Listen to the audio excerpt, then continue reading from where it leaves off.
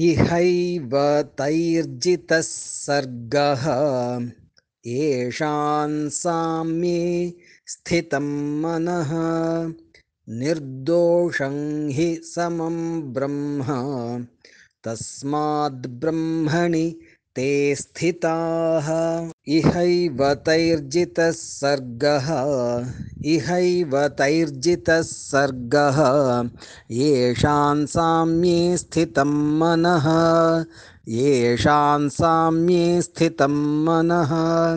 निर्दोषं हि समं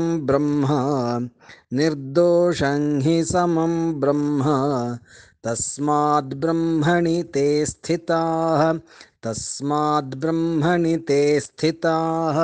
इहैव तैर्जितः सर्गः येषां साम्ये स्थितं मनः निर्दोषं हि समं ब्रह्म तस्माद् ब्रह्मणि ते स्थिताः।